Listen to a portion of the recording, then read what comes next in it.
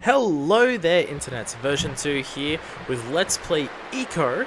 This is a little extra video showing off what happens when you play the game a second time, because there's very slight differences, like the tiniest minute, really tiny, just basically the dialogue of characters that you didn't understand in the first game is now translated, and there's 2 extra secrets that happen at all. One of them's not even an extra secret, but I love this game, in case you couldn't tell from the first playthrough. So I went through it again to record those and to show them off, and so now I'm here doing post-commentary on this because I was too lazy to do it live, and there really wasn't much purpose to it live, so hey, let's have a look at what those were. They're very small things, very tiny. There was hardly any dialogue in the game to begin with, and you could understand most of what the Queen said and everything that you could say. So there's not much at all that is actually new dialogue, but the tiny little bits of information that you get from it are key to recontextualizing some of the story for it, and it does it for the better. Like, there's just tiny little things, and some of them raise interest or intrigue, some of them expand on characters slightly. So get the sword. This is the magical sword that we stole at the end of the playthrough. So yeah, someone's going off to grab the sword while, you know, we're still being transported inside. They will come back in and use it, and basically going to use this video to just like go on again about how amazing this game is, and like everything about this game is done to tell the story of Beastchild, and everything about it is done from Beastchild's perspective, and it's so good. It's so good. It like masters minimalism. It does like cinematic platforming. Fuck. This game is really good. And I'm doing this after I've played Shadow of the Colossus, and I still prefer this game. I can definitely understand why people prefer Shadow. I personally prefer this game. That is, the high points of Shadow are higher than the high points of this, but the low points of of Shadow are lower than the low points of this. Because the combat gets a bit tedious in this, but it's never as frustrating as parts of it in Shadow. And because Shadow has a much bigger focus on combat, when it's failed, it's bad. So this is key. Do not be angry with us, it's for the good of the village. Because the people who carried us in, I believe they all have horns. And they're locking us up, saying it's for the betterment of the village, which is very interesting. Either the Queen is like going to bring retribution upon the villagers if they don't like follow her commands, or there's a grander purpose for the Queen's doing. I mean, she just wants to put herself into Yoda's body, so we know that. But is there a grander reason for this, or is it just the villagers are turning against their own horned children if they turn around and to help the Queen and everything, just doing that. So yeah, who are you and how did you get in here? It's not super necessary dialogue, but I'm showing off every single change for this, and as you can see by the length of the video already, there's not a lot. They tried to sacrifice me because I have horns. Kids with horns are brought to you. Big ass horns. And as I suspect from the ending of Shadow, Shadow leads to this game maybe? It's hard to tell. So yeah, neither of these two can understand each other, so the dialogue here doesn't help much. But immediately she shows an interest and intrigue in Beastchild. Not scared or anything, I mean you can tell that by body language and everything, but yeah. So hardly any dialogue there, so not super important, but there's something there. And here we have the Queen. Come back, Yoda. So we didn't she switches between her languages, so yeah. So now the Beastchild can understand it. You're the one aimlessly leading my Yoda around. And then this is all dialogue that we heard before, because she's speaking Beastchild's language, which I thought was an interesting idea. She speaks both languages, which, if she is threatening the village with violence or anything, it makes sense she'd be able to speak the village's language and her own. She lives in a different world than some boy with horns. She clearly may have something against the people with horns or something. I don't know. If the Shadow of the Colossus theory is right and people with horns are like have traces of dormant inside of them, then maybe that's why. And she's maybe using that power to like regenerate herself as dormant or something. So here we have Yorda speaking. I have angered her. So yeah, she knows that she's pissed off. But here's a key bit of information. It's not super important, but it does say one thing. Very, very important. Because we didn't understand this before. Yorda, why can't you understand? You cannot survive in the outside world. That is important, because up to this point and past this point, she is still trying to escape. Even though she either has, despite the fact that she has been told she'll die if she leaves. So, either she stopped believing that and knows that her mom's like just a crazy liar, or she is willing to take the risk because she doesn't want to be locked up here anymore. It doesn't, again, it's not a super massive bit of information, but it does tell us that she is willing to potentially sacrifice herself or put herself in harm's way to get away from her mom. It just adds to the how much she's willing to try and get away. Like if it's just she's locked up and then she doesn't realize that she was going to die when she gets, she might not survive when she leaves, then fair enough, whatever. But she's been explicitly told, and she's still willing to try and leave. So it just adds more of that. She knows that she knows how much she wants to get out of here because she wants to die. Anyway. Now I'll actually talk about the scene that we're looking at here. This is the secret weapon that we got. Remember how we got like the spiked mace here? The ball bounces up again. There is actually a new secret for here. And it's absurd. Because we get a fucking lightsaber. They changed the secret weapon into a lightsaber. Now this weapon is interesting, and I think it actually has a story detail to it too. So we pick it up, we've got our lightsaber. And we can do attacks with it, and yeah, cut down our foes. And I'm just like, oh, that's cool. And that's we can attack people with their lightsaber, go, yeah, yeah, yeah. And yeah, oh man. And it has like lightsaber swings and everything. It's just straight up a lightsaber.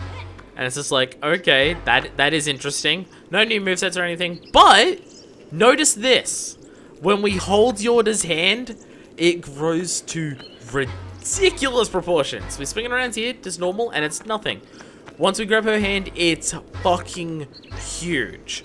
Now, I think there might be a story detail to this, because it is immediately noticeable to me. When we're holding Yorda's hand, it is gigantic. When we're just holding on ourselves, it's tiny. But if we put the entire thing down, it has no light, it has no beam at all.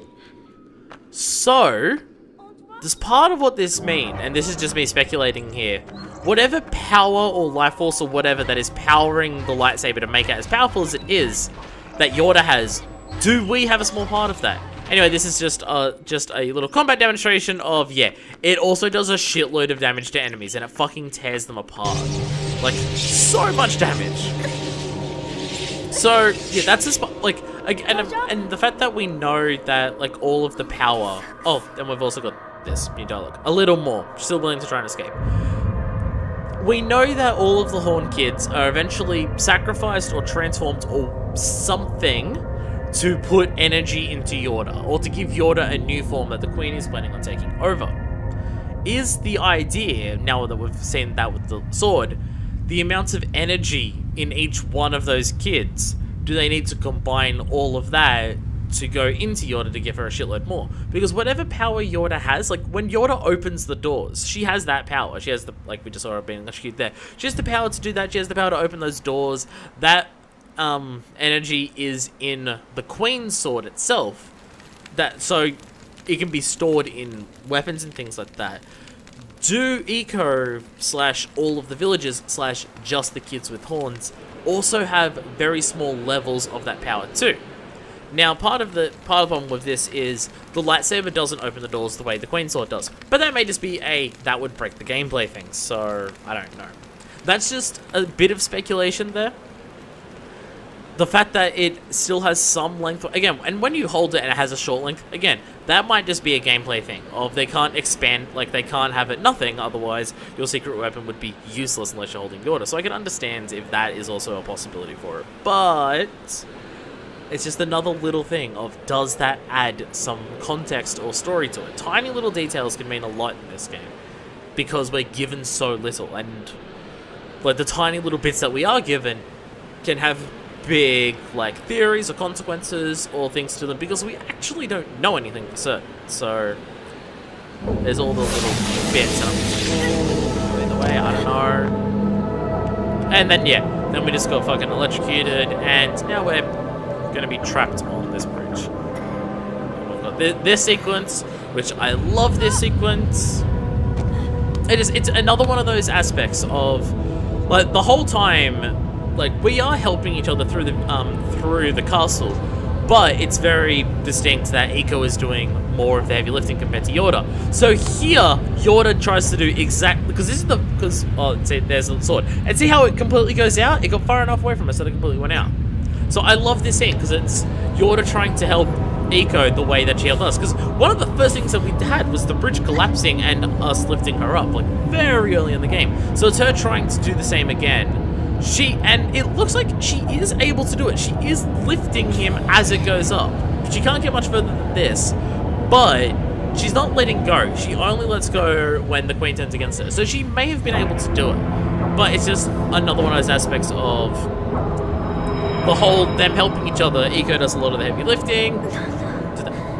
She says thank you here. That is another thing. She's still, even though like he's like dying right now, or at least she thinks so, and she's been caught now, still thanking her for the opportunity. Anyway, what I was about to say relates to this scene here. We get Eiko helping Yorda throughout the entire game, and Yorda does help too, because she opens doors. Eiko would not be able to get out on his own the entire time. But Eiko's doing the heavy lifting by like solving the puzzles and everything, and like being the physically stronger one, because he's a goddamn beast child. We get that scene on the bridge where Yorda tries to help back, but she's not strong enough, she's like not in the right position to do it. And then we get to the end of the game, and Yorda does everything. Like, especially at this point. Like, Eiko hit, like, how fucked up Yorda was when she was trying to escape there. She just, like, it's not that Yorda's, like, normally physically weak. She went through a lot of shit trying to open the door. And she couldn't even run properly to get there. So it's not that Yorda couldn't lift Eiko up onto the bridge at all. It's just that in that specific state, she was way too weak to do it. Because she just went through all of that energy. And then right at the end of the game, the situation is exactly reversed. Eiko is way too weak to do anything. He went through a big fight, fighting off her, doing, like, opening the door, big thing helping towards their goal of escaping. He kills the queen, big goal towards escaping. Both of them took a massive detriment to their ability from that, and then they need the other to help. And on the bridge, well, Yorda was the one who did all the help on the bridge, but then Eiko needed help to like come back up. She wasn't in a strong enough position to do it. Where here, Eiko puts in all of that effort to help progress their goal, but in the process becomes weak. Then Yorda goes to help him, and for the very final thing of the very final act of helping them like escape is Yorda doing it all. She goes, rescues Eiko, sends him out, and sacrifices herself to stay behind to push him out. Like, it ties in the thematics of what it should happen at the end a lot. And it also, and also the fact that, like, for a game where we have control over so much of it throughout the whole thing, the very final thing of escaping, we have no control over. But that's because we're in Yorda's shoes at this point. And then we get this song. Yeah.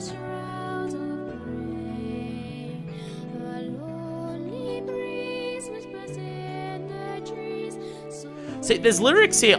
Was there lyrics in the original version that we heard the first time around? I don't know if they added lyrics to this song for, like, this time. I mean, like, I know there was vocals, but could we understand the lyrics the first time around? I mean, I could, because I'm talking and I've got the volume quite, I can't actually understand the lyrics right now, but yeah. Goodbye. And yeah, that was added there. But there's just so many aspects of this game that it does so well, and I love it so much. Like, there's so many little and big details in this game that they get so incredibly right, and it is so fantastic.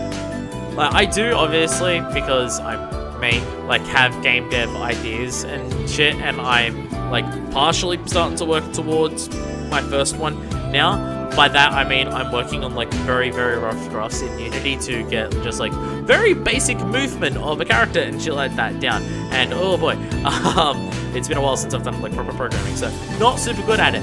But, as, like, if I do get to a point where I actually start full-on making games and not just, like, doing tiny little things, if I get to a point where I can, like, make full-on games where I want to have other people play them, Eco is going to be a big influence in how I do those games. Just in terms of every aspect of the game should help towards crafting a particular experience that I want the player to achieve. Because this game nails that, and as I mentioned, I believe, during the playthrough, there are only 2 other games where every aspect of the game, like, so perfectly helps towards giving that experience as well as Eco does. And that is Papers, Please and Punch-Out for the Wii. And that is huge. Like, I'm not saying those are, like, the best games ever made, but in terms of every single detail of the game, like, is beneficial towards the experience for the player of how you would, like, want to feel playing that particular game. No other game does it as well as those 3, and this one's fucking up there. There's a lot of other games where, like, particular elements I enjoy more, like, even Shadow. Like, there are particular elements of Shadow of the Colossus that like, particular elements and particular moments and, like, mechanics and everything that I prefer in Shadow over this game, yes. But I find that Shadow of the Colossus doesn't have every single little piece of it contributing towards that experience anywhere near as well as this game. Like, there are moments in Shadow where the mechanics don't feel as strong, like, towards providing that experience as this game does. And that's, like, not exactly to say that, it's not saying that Shadow sucks because of it, it's saying that because this game does it really well. And part of that is its minimalism aspect. The 3 games that I mentioned, Papers, Please, Punch-Out, and this, are all games that have a laser focus on their particular thing, and they don't try and add extra pieces to it, and that's what allows them to do that. By the way, this is the last secret that is, like, we got the new weapon, which was just redoing a secret before. We got new dialogue before. This is really the only thing that is 100% new. A watermelon is added to this final beach, and we carry it all the way to Europe. But it's just, like, it's so amazingly well done. Every single little piece of this game contributes towards that, except for, as I've mentioned, the combat, which it's not necessarily, okay, the combat still adds to that experience. Like, as I've mentioned before, the combat does add towards, like, they need to have an adversarial force to go there. It does need to show that they don't actually care that much about Beastchild outside of how much his existence is stopping them from achieving their goal of getting Yorda, to show that to the enemy, Yorda is way more important than Beastchild, and Beastchild is almost an afterthought. It's very important to having another aspect of, like, how much Beastchild is helping Yorda. It adds, like, how the combat is done, and it being clunky because Beastchild shouldn't be super great at combat. All of that, like, all of the small aspects of combat still contribute towards the experience in terms of playing this game through Beastchild's eyes and, like, having the dynamic between the 2 characters of Beastchild and Yorda being important and still showing that how it should be. It's still all there, it's just that it happens way too frequently and interrupts the game too much. That's the only issue, like, outside of, like, a couple of very other tiny things, which most of them are unique to the North American release, honestly. That's, like, really the only complaint I have about this entire game. And the combat should still be there, just not as frequent. It's not any problem with the combat itself, just its frequency. So yeah, we get to the end of the game, and we have shared our watermelon with Yorda. That is our extra bonus ending for completing the game twice. And Beastchild is hoeing into it, and Yorda's not really touching it, but hey. That is the end of another playthrough of Eco. So, until whenever, this is version 2, signing out.